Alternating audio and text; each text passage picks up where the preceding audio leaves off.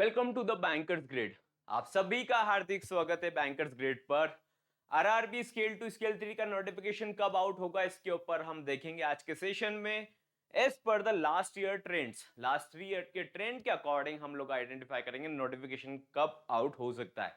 हालांकि already exam date out हो चुका है विच इज ऑन 29 सितंबर 2024। 29 सितंबर को आप लोगों का एग्जाम शेड्यूल्ड है। कौन सा एग्जाम शेड्यूल्ड है? आरआरबी स्केल 2, आरआरबी स्केल 3 का। आरआरबी स्केल 2 में law officer, IT officer, agriculture officer, CA सभी का सेम डे एग्जाम होता है। जस्ट उनका प्रोफेशनल नॉलेज का सब्जेक्ट डिफरेंट हो जाता है, दैट्स इट। बाकी रिमेनिंग पार्ट सिलेबस का सेम रहता है, एज इट इज रहता है। For RRB scale 2 GBO and RRB scale 2 scale 3 दोनों का सिमिलर पैटर्न रहता है। ठीक है। आईबीपीएस हमेशा अपना कैलेंडर पहले से एडवांस में रिलीज कर देता है, दैट उसका एग्जाम डेट कब है। ये बहुत अच्छी बात भी है।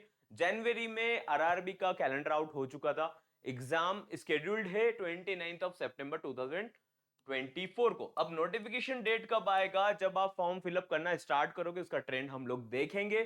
टू टाइप्स के कैंडिडेट्स होते हैं जो जस्ट नोटिफिकेशन आउट होने का वेट करते हैं, उनको प्रिपरेशन का पता है दैट प्रिपरेशन करने से एग्जाम क्रैक होगा। बट व्हाट हैपेंस इज वो उनके डे टू डे रूटीन को मैनेज नहीं कर पाते, जिसकी वजह से वो एग्जाम के एंड मोमेंट तक स्टक रहते हैं प्रिपरेशन को लेकर। क्योंकि एग्जाम की प्रिपरेशन प्रैक्टिस मांगती है और प्रैक्टिस के लिए आपको एक रूटीन, एक डिसिप्लिन अपने आप में लाना पड़ेगा प्रिपरेशन को लेकर। ठीक है, ज्यादा टाइम नहीं लूंगा आप लोगों का, जल्दी से क्विकली हम लोग देखते हैं एग्जाम का नोटिफिकेशन डेट कब आउट हो सकता है। उसके बाद हम एलिजिबिलिटी क्राइटेरिया भी देखेंगे। ठीक है। अब लास्ट ईयर 7 जून 2021 में आउट हुआ था, यानी कि जून फर्स्ट में आउट हो गया था। देन 2022 में 6 ऑफ जून को आउट हुआ था नोटिफिकेशन। ठीक है। लास्ट ईयर 31 मई 2023 में आउट हुआ। यानी कि अगर हम इस पैटर्न को देखें ओवरऑल तो हमको यह समझ में आएगा कि हमेशा मई एंड या फिर जून फर्स्ट में आप लोगों का नोटिफिकेशन आउट हो जाएगा। अब जब नोटिफिकेशन आउट होता है, जब आप प्रिपरेशन करना स्टार्ट करते हो, तो अगेन आप लोग सही कंटेंट को फॉलो करेंगे तो प्रिपरेशन कर सकते हैं, क्योंकि आप ऑलरेडी वर्किंग है, आप फुल टाइम वर्किंग होकर इतना टाइम नहीं दे सकते। तो आपको अभी से प्रिपरेशन स्टार्ट करना है। हालांकि बहुत सारे कैंडिडेट्स पहले से प्रिपरेशन करते आए तो उनको पता है इसका इंपॉर्टेंस क्या रहता है। ठीक है। अब एज लिमिट जो नहीं जानते, जो इसका एलिजिबिलिटी फर्स्ट टाइम इस पार्ट को देख रहे हैं, तो उनका एज लिमिट रहता है फॉर स्केल 2 जनरल कैटेगरी की मैं बात कर रहा हूं 32 ईयर्स रहता है।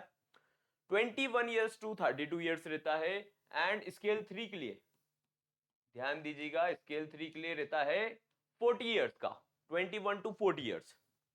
स्केल 2 के लिए एलिजिबल रहते हैं जिसका 2 ईयर्स का वर्किंग एक्सपीरियंस रहता है in any of the financial institutions, चाहे वो इंश्योरेंस कैटेगरी हो, चाहे सेबी हो, किसी भी पार्ट में आप लोगों का अगर वर्किंग एक्सपीरियंस है फाइनेंशियल इंस्टीट्यूशन को लेकर तो आप एलिजिबल रहते हो, चाहे कोऑपरेटिव बैंक हो। अब इसका सिलेबस पार्ट देख लेते हैं। आप लोगों को सिलेबस से बहुत आइडेंटिफाई होगा दैट आपको कहां पर प्रिपरेशन करनी है, जहां पे आप लोग अच्छा स्कोर कर पाए।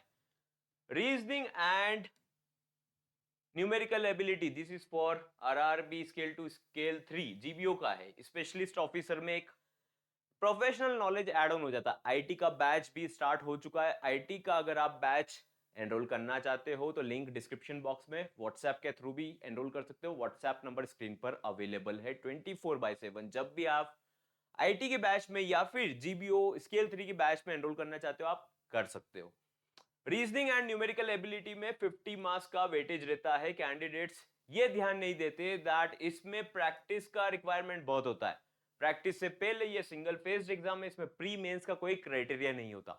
सिंगल फेज एग्जाम है तो अभी भी कैंडिडेट्स स्टक्ड रहते इतने टाइम के बाद भी दैट उनको प्रिपरेशन किस सिलेबस का करना है। हमारा जो बैच है वो इंडस्ट्री का सबसे बेस्ट बैच है। रीजन बिंग मैं ऐसा बोल रहा हूं क्योंकि हम लोग रिलेटेबल और प्रैक्टिकल सॉल्यूशंस आप लोगों को प्रोवाइड करते हैं जो आपको उस टाइम पे नीडेड रहता है। जो कैंडिडेट्स अभी से प्रिपरेशन करना चाहते हैं वो एनरोल कर सकते हैं बैच में। फाइनेंशियल अवेयरनेस की अगर मैं बात करूं तो पैटर्न टोटली चेंज हो चुका है। 2-3 साल पहले क्वेश्चंस आते थे लाइक आरआरबी क्लर्क पीओ वाले क्वेश्चंस, इसके अंदर फाइनेंशियल अवेयरनेस में फिर लेटर ऑन स्टार्ट हुआ आरबीआई सर्कुलर्स का वेटेज ज्यादा। देन लोगों ने देखा दैट आरबीआई सर्कुलर्स भी कुछ भी पुराने साल का आ रहा है, उससे रिलेटेड हिस्ट्री पार्ट पूछा जा रहा है। दैट मीन्स आप लोगों का बैंकिंग पार्ट को चेक करा जा रहा है, principle and practices of banking part हो, फॉरेक्स पार्ट हो, सारा पार्ट, मिनिस्ट्री ऑफ फाइनेंस सभी के नोटिफिकेशन से भी आईआरडीए सभी पार्ट आप लोगों से फाइनेंशियल अवेयरनेस में पूछे जा रहे हैं। आज भी कैंडिडेट्स स्टक्ड है दैट आरबीआई सर्कुलर्स कर लेते एंड हम लोगों का सिलेक्शन हो जाएगा। This is very very important for you to know कि आप लोगों को अगर फाइनेंशियल अवेयरनेस भी पढ़ना है तो उसका हैबिट क्रिएट करना पड़ेगा, क्योंकि सिलेबस अपने आप में बहुत वास्ट है। आप लोग ऐसा सोचते हो कि मंथली अवेयरनेस आपने फॉलो कर लिया एंड मोमेंट पर तो आप लोग अच्छे मार्क्स ला सकते हो, वो थोड़ा रिस्की क्राइटेरिया हो जाएगा। अगेन हम लोग उस पे भी सॉल्यूशंस प्रोवाइड करते हैं, बट अभी से जो प्रिपरेशन करेंगे उन लोगों का सिचुएशन बहुत बेटर रहेगा, वो बाकी के कैंडिडेट से अपने आप को स्टैंड आउट कर पाएंगे। आईटी की अगर मैं बात करूं, इंग्लिश एंड हिंदी लैंग्वेज यहां पर दोनों ऑप्शन अवेलेबल रहता है। आप हिंदी चूज करते हैं एज ए लैंग्वेज टेस्ट, वहां पर लैंग्वेज की बात नहीं कर रहा हूं मैं, यहां पर एक हिंदी और इंग्लिश का अलग से 40 मार्क्स का टेस्ट रहता है। अब 40 मार्क्स आप लोगों को या तो आप इंग्लिश का टेस्ट दे सकते हो या तो हिंदी लैंग्वेज का। तो आप लोग हिंदी का इंग्लिश का दोनों का प्रिपरेशन करो, हिंदी की क्लासेस भी अवेलेबल रहेगी। ठीक है, कंप्यूटर नॉलेज को भी आप एंड मोमेंट पर ग्रांटेड लेकर जाते हो। लास्ट ईयर तो इजी आया था बट इस बार क्वेश्चन टफ आ गए, तो आप लोगों को तो स्टैंड आउट करना पड़ेगा ना रिमेनिंग कैंडिडेट से। वैकेंसी अगर कम आया तो भी आपको स्टैंड आउट करना है आपके रीजन के लिए। समझ में आया? अब देखिए यहां पर आप लोगों को और क्या चीजें हैं जो आईटी ऑफिसर को इंक्लूड करना रहता है। प्रोफेशनल नॉलेज, आपका सिलेबस वेटेज पार्ट इसी टाइप से रहता है। आप देख सकते हैं यहाँ पे रीजनिंग और न्यूमेरिकल एबिलिटी आपका 40 मार्क्स का था, जीबीओ और स्केल 3 में 50 मार्क्स का 1.25 का क्वेश्चन रहता है जीबीओ और एंड स्केल 3 में। मतलब उसमें आप प्रैक्टिस करते हो, रीजनिंग क्वांट आप लोगों ने प्रैक्टिस करा तो आप 60 मार्क्स वहीं से ला सकते हो। 60 मार्क्स, 60 मार्क्स के लिए आप लोगों को प्रिपरेशन करना पड़ेगा। प्रिपरेशन के लिए सही कंटेंट फॉलो करना बहुत जरूरी है। अगर आप रैंडमली प्रिपरेशन कर रहे हो, कुछ भी नोट्स को फॉलो कर रहे हो जिसका रिलेवेंस ही नहीं है आपकी प्रिपरेशन से, आई मीन आपको पजल सेट मिल गया आप उसको सॉल्व करने लगा लेकिन उसका रिलेवेंस नहीं है क्योंकि आपने उस फ्लो में प्रिपरेशन नहीं करा। फ्रॉम जीरो टू आप हीरो तक प्रिपरेशन करना चाहते हो तो आप लोगों को सही स्ट्रैटेजी फॉलो करना पड़ेगा। अभी के टाइम से ही आपको स्टार्ट करना पड़ेगा अपना प्रिपरेशन। बैच में एनरोल करने के लिए आप लोग व्हाट्सएप कर सकते हो फॉर ऑफर्स, वेबसाइट का लिंक भी डिस्क्रिप्शन बॉक्स में है। आईटी ऑफिसर का बैच स्टार्ट हो चुका है, आरआरबी स्केल 2 स्केल 3 का बैच स्टार्ट हो चुका है, कॉमन बैच है, यहाँ पे आप एनरोल कर सकते हो। इसमें मॉक टेस्ट भी इंक्लूडेड रहेंगे, प्रैक्टिस क्विजेस रहेंगे, असाइनमेंट्स रहेंगे जो आप प्रैक्टिकली अपने वर्क शेड्यूल को फॉलो करके इसको कंप्लीट कर सकते हो। सो बैच में एनरोल करने के लिए व्हाट्सएप नंबर स्क्रीन पर अवेलेबल है। जब भी इस वीडियो को देखते हो, प्रिपरेशन करना चाहते हो, व्हाट्सएप कीजिएगा अपना मेल आईडी एंड बैच का नाम।